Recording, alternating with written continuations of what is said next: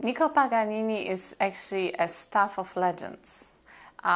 He was born in Genoa, in Italy, and well, his music is all about Italy. If you hear it, it's not only about the amazing technique, the acrobatics, the Formula One race, the absolute stunning technique that, well, it dazzled the public so much that one of the critics in 19th century wrote that you have to sell, you have to borrow, but come and see Paganini. This is the way he was. One of the greatest stars ever, one of the first pop stars, really.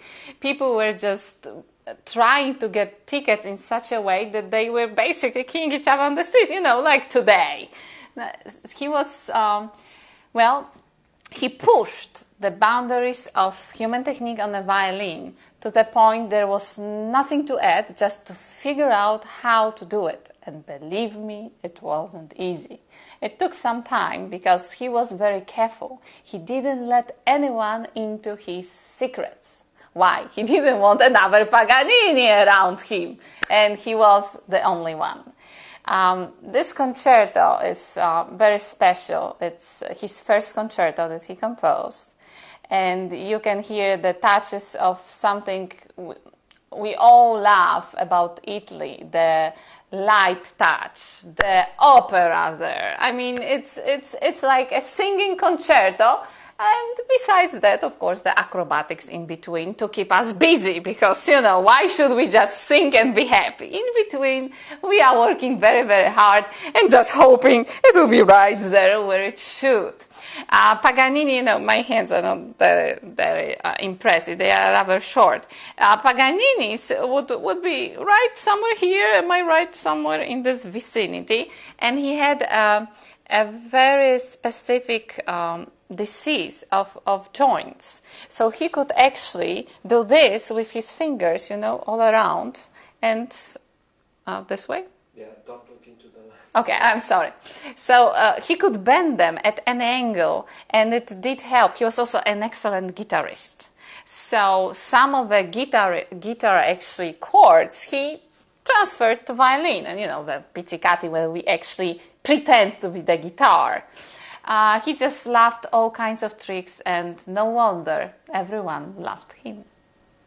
Just enough for What him. does it mean to you to be playing this?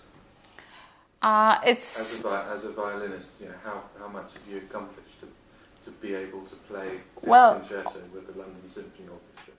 Of course, Paganini, when you say to any violinist of any age, it's what we associate with a very top shelf of human technique. And everyone is striving to play the Paganini. But I discovered in this piece, it's not about technique, really. Because for Paganini, technique was only the little venue of his expression, not the end, not the very end of what he wanted to express. It was just a tool, nothing more. So when I'm thinking about his concerto, I'm thinking about Italian opera. I think about his best friend, Giacomo Rossini's operas, where every singer has a freedom, he should, to sing as beautiful as they can. And also, it was very difficult to sing. So this is what I think about the concerto. This is the opera on 4 strings with lots of fireworks in between, just for me to keep busy. Fantastic. Mozart was the great composer before Paganini. In fact, Paganini, he was so much of a virtuoso that maybe he's a different kind of animal than the kind of composer that Mozart was. Oh, no.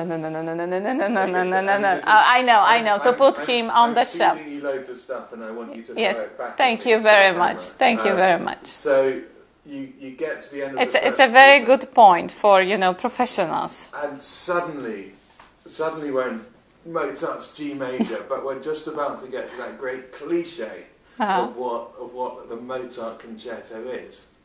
And it goes into this really strange Paganini sort of road crash. Yeah. And how do you? What's interesting to talk about is that And if we think about... Well, I think what's interesting, because many people, many experts in the field, they are demeaning virtuoso composers to the point, they are just the composers. And they forget that Bach or Mozart, these big guys, they are also virtuosos. And I think this is, when you hear Paganini, you hear not only Paganini, but everything that was, well, he has his trademark. You cannot mistake him for anything else. But you hear the years, the centuries of developing music. You hear Mozart. One of the things that I'm interested there then is that you're playing Paganini, which is the height of virtuosity, and all of a sudden you're hearing Mozart's G major, which I'm presuming is one of the concertos of your childhood. Of course, one of the first, in fact. And at the same time, when you're playing Hoffmann's concerto, all of a sudden you're hearing bits of Star Wars and bits of your favourite films. Yes, it's always the contemporary. This is how it works. And do you find that exciting? Is there something that you can tell the audience? Of course, this is the name of the project. This is virtuosity through the ages. We see into the future. And as I was saying before, I was touring with my sister, a pianist, and we discovered that people who never are listening to classical music, they got excited, they got thrilled by virtuosity, by this little word, the acrobatics that I'm doing, by, they rediscovered classical music because something was strange happening. And I got reviews like that, I play violin like a rock star. Something different was happening, and it was attracting them because in our age, attention span is very short. And we jump even sometimes from one channel to another, every second. And this is what virtuoso music is about. Something else every minute, like a best Hollywood production.